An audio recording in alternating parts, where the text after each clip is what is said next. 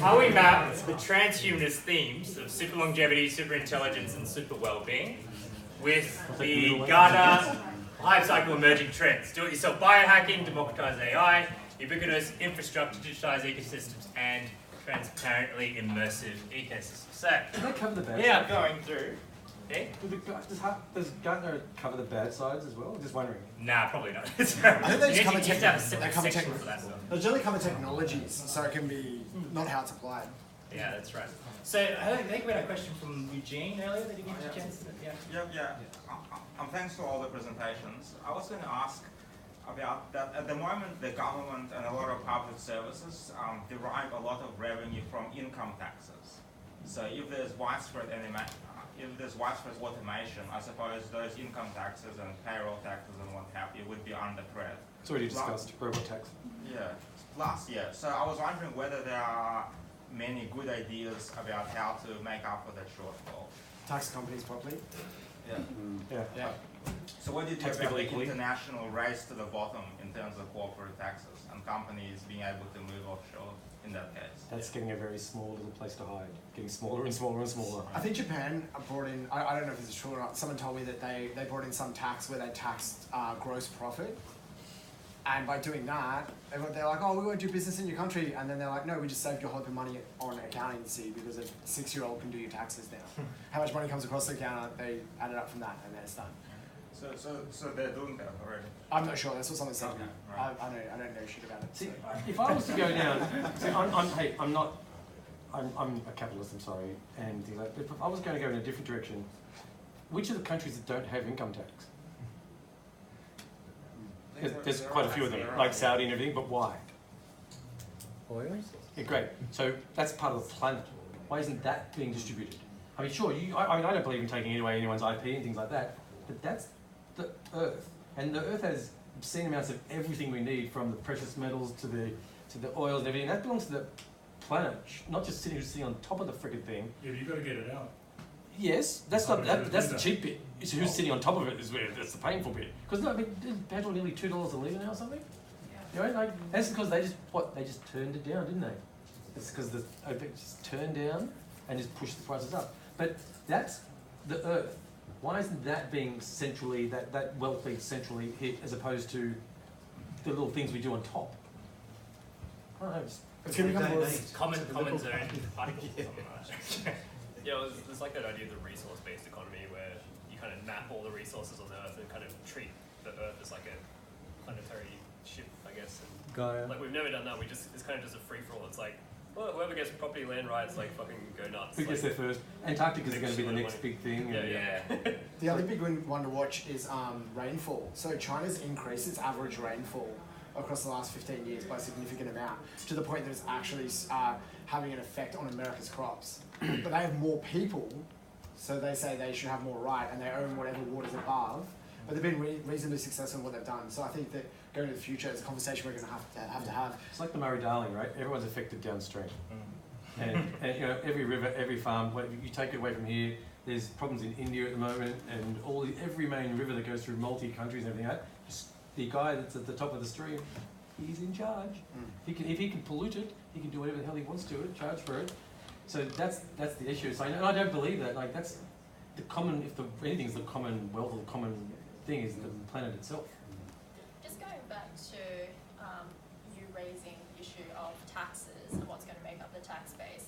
One solution in the future could be taxing value that's created. So if you have all your activities and transactions tracked on a system like blockchain, then you can actually track where the value is being created and possibly tax that. There's no financial disincentive to create value there. Yeah, so can we do the reverse? Those that don't create any value are the ones that are taxed. So don't create some bloody value. But another one's land value tax, if you look into that. So you think of why land goes up in value. It's typically a socialized thing. So you know, if you build a train station out to the middle of nowhere, then all the land around that's going to go up in value because it's now become a social utility. Or you think of Stockland and people like this kind of exploit it. They know that the land around a supermarket will go up in value, so what they do is they buy up all the land and buy up all the properties before they build a supermarket. But right now, land value increases are privatized. So if you happen to own a plot of land and activity happens around that land that makes it go up in value, you get all that profit. So the land value tax is the idea, well, the only reason that property went up in value is because of the social activity that happened around it. It's everyone else who made it valuable. So that profit, that land value increase should be going back to the commons, to the community. Question was robots. So there is actually a lot of discussions in the world about taxing companies per robot. You know, because this is a problem-ish. I don't know. This is one of those things with like net neutrality. I understand both sides. You're a business. You want to reduce your costs, so you should be able to be awarded for reducing your costs and making things more optimized, because you can produce more at a lower cost. But then you're now punished because people are going, I'm losing my jobs, but I'm iffy about that. But now you've got this tax. It's like at the moment New South Wales is one of the worst states in the country, where we get to 700,000-800,000, and then we get hit with payroll tax. So it's like we got a 10% or whatever fine for hiring people. So we punish success. So I give people jobs who are going to contribute to the economy, and fuck you. Is what each state, which is why Queensland does so well, because there's like 1.4 million threshold, and all these companies run up there and down there, and you shop in the country, and that's how other people really. I mean, business owners here that know what payroll tax is. It's just a tax on your payroll, and once you reach the threshold, you get slogged by the state, not the federal. Did we want to get more questions from people, or did you want to talk about this? I have an interesting question. I can go. The blockchain guys. Obviously, GDPR is a big kind of issue at the moment. Recently implemented, and obviously there's a lot of changes that have to happen as the result. Obviously, something that is a concern is how will blockchain and GDPR kind of work together. Obviously, having public ledgers in a lot of respects a great thing. It has a lot of advantages, but in the other respect, the issues it poses for regulation, is significantly tough. So, I guess how do we breed some kind of compatibility between these two systems?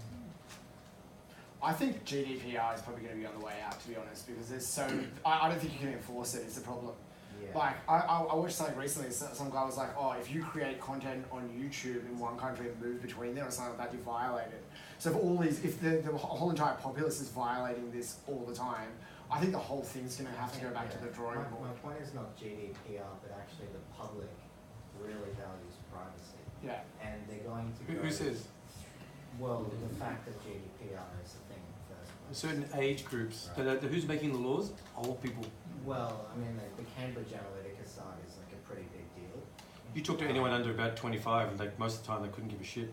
I think if people value privacy, we wouldn't have I Facebook. would think that most people would consider that a fair breach of their privacy. I think with blockchain you can do it's kind of like, that's why at the moment I find blockchain kind of, it's gone on the evil side. Like you can either be positive or bad. So the positive side of blockchain with data privacy is that you can have complete control over all your data.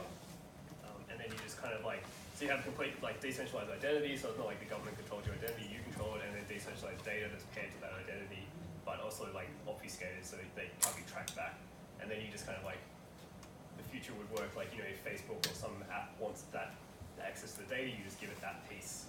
A really good analogy I heard one time is you think of your driver's license when you're getting carded when you go into a pub or somewhere. On your driver's license has your full name, date of birth, your home address, and your photo. And it's all they need to know is whether you're over 18 or not. And so with the idea with digital identity and blockchain-based identity, you could actually enable that. So you could actually verifiably prove to them very simply that you are over 18 without giving them any other data. Yeah. But then the flip side of that is, blockchain could become a massively authoritarian, think of China social credit system tracking every single piece of data on every single individual on a blockchain. Obviously I know a lot about the digital identity platforms too, and obviously you can build frameworks that are very ideological, but the fact is, say Google or Facebook moves their data onto a blockchain, that's the issue that I'm kind of referring to, is that they own that data and they're free to put it on the blockchain if they feel like it. Now once it's there for good, and that is a significant issue. And how are you going to manage that from a privacy perspective? That's, you know, a tough thing to. Can I point out that all your worries are moot in many ways? The internet takes, at last count, I think about 12% of the world's fibre capacity. Google owns rights to about 35% of it. Every January, in Hawaii, there's a trading conference, all their billions are sunk into, so they have twice the capacity of the existing internet in their own private undersea cable access. The internet that you think you know could disappear in a heartbeat. You know, people like Google and others could turn on an entire new infrastructures globally very, very, very easily. A lot of the stuff we're arguing about sprinkles on the freaking cake, where people forgetting that the whole thing could change. People don't understand that a single pair of fibre can do a terabit of capacity. So when we got like around the Sydney streets where one carrier has 622 pairs in a cable, the amount of actual capacity there, and you're worrying about this thing called the internet, which by the way doesn't exist and is not yours. You know what I mean? I do a talk called The Internet Doesn't Exist for Law Enforcement because they're too stupid to understand it doesn't exist. It's a concept. Every point on the internet is a commercial relationship between two businesses. I think as well, privacy is kind of something that doesn't really exist. It's like it's an illusion that we have, and AI is going to fill in any of the gaps. So there's a report published recently that said they've now got enough genetic data that they can infer who you are from the bank they already have using machine learning. So at some point, if enough people join this thing, it doesn't matter whether you join or not, you're still there. Facebook has shadow profiles because they know somebody exists. They have the image recognition, they have posts mentioning their name. So even if you choose not to participate in it, you can't do anything to stop it. But is image recognition bad in Facebook? There could also be a change in attitude. So these guys have mentioned the tech side, but also what about society's attitude towards your data? Because privacy is actually quite a modern concept. You can imagine even just a couple of hundred years ago, you shared the same room with all your family. So you slept together, you ate together, you saw each other naked. In some countries, it's still like that, yeah. Some suburbs.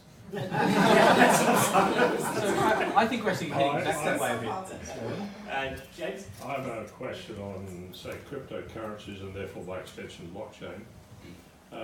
As you know, that since certainly Bitcoin, the cryptocurrencies relied on a computational disparity between the normal users and the possible attackers in favour of the normal users, that you need more computational power on the basis of normal users. Now, of course, computational power is, of course, increasing, of course, with scale, speed and complexity, and certainly still exponentially, and Moore's law may be peaking, but it's still going exponential.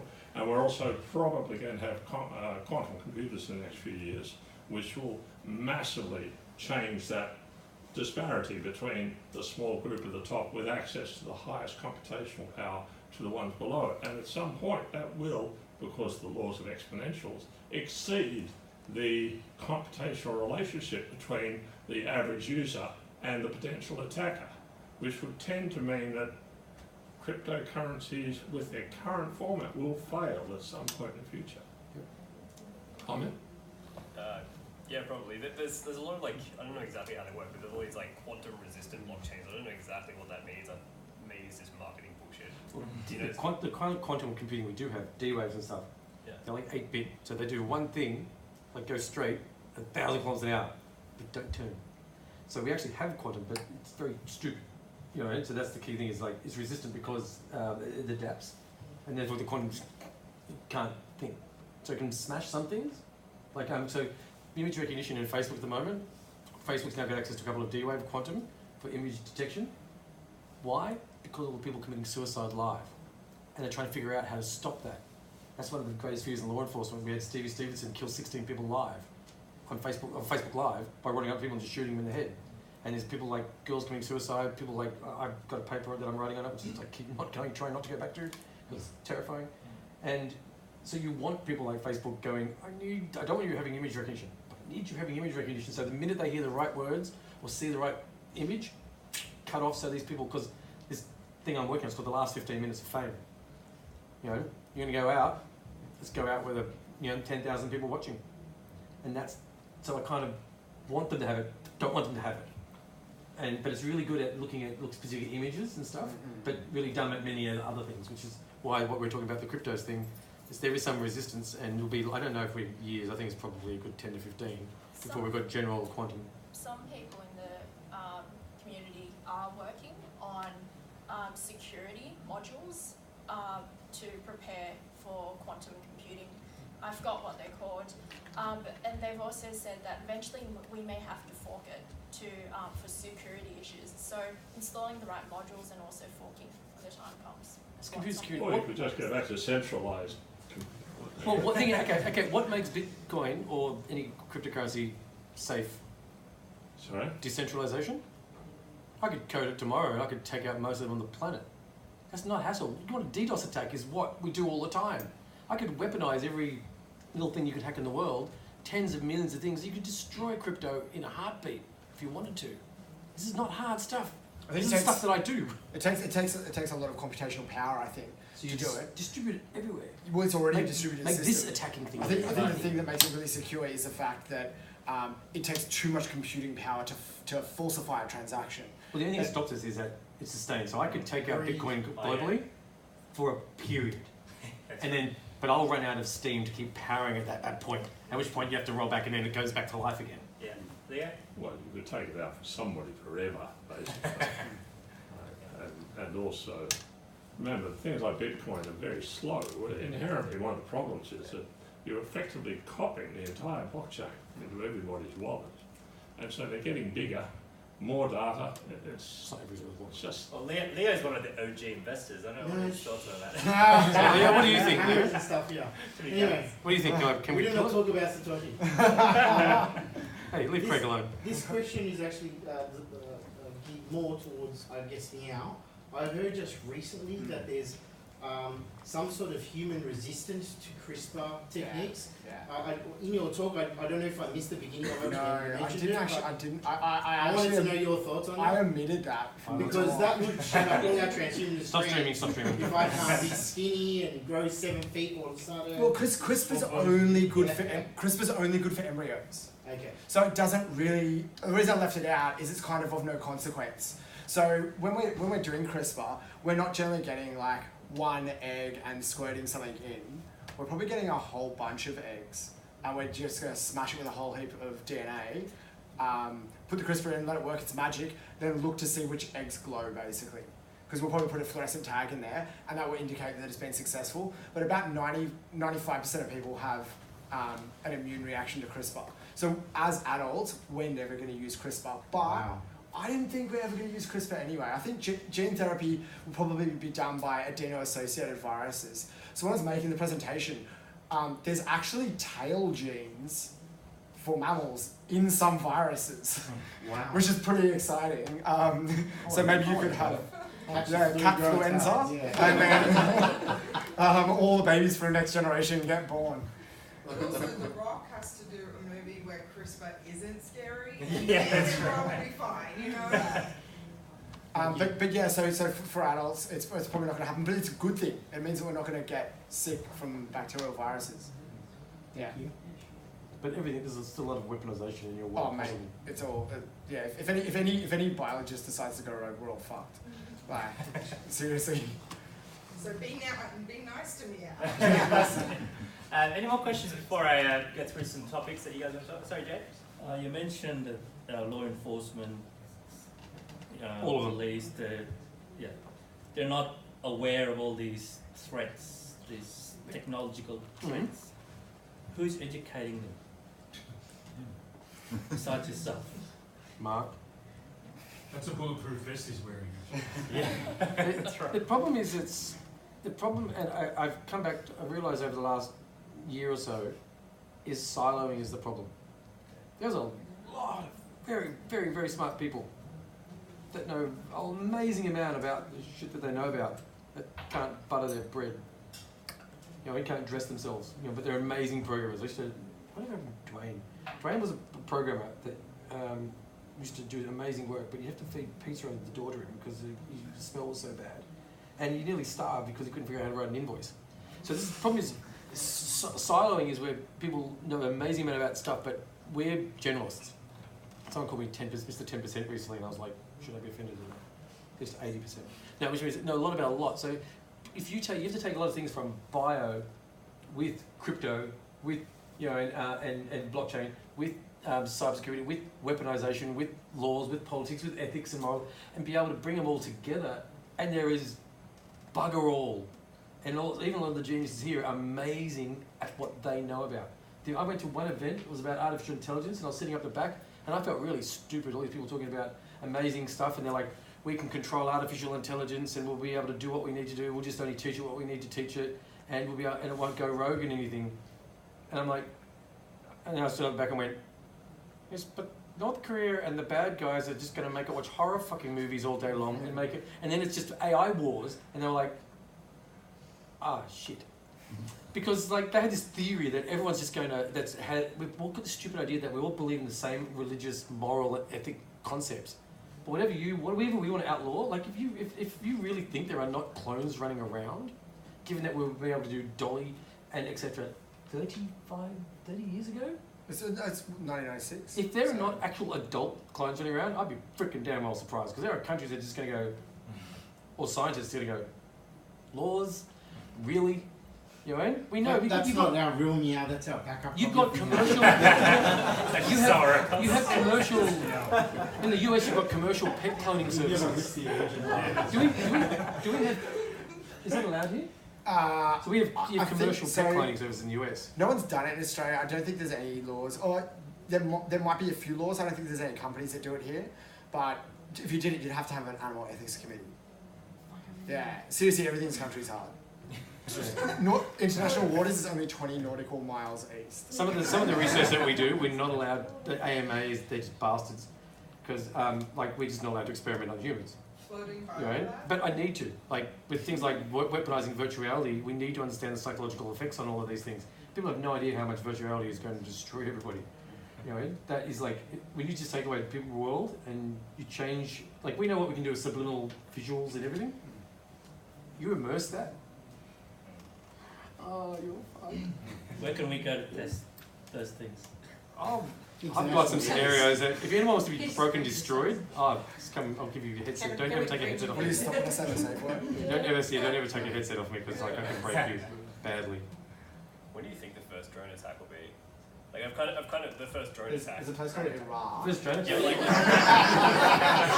Actually, the US government does it all the time. Yeah, but like commercial drone, like as a domestic terrorist attack. There will be no commercial drones. I've kind of thought through widespread drones. The game theory of it, because like the first time it happens, like how do you, like does it escalate to the point where all commercial drones are banned, but the only ones flying over are like government-owned drones that watch everyone and basically. So Europe, there's a lot of legislation pushing through Europe for the intelligence and everyone because of the risks.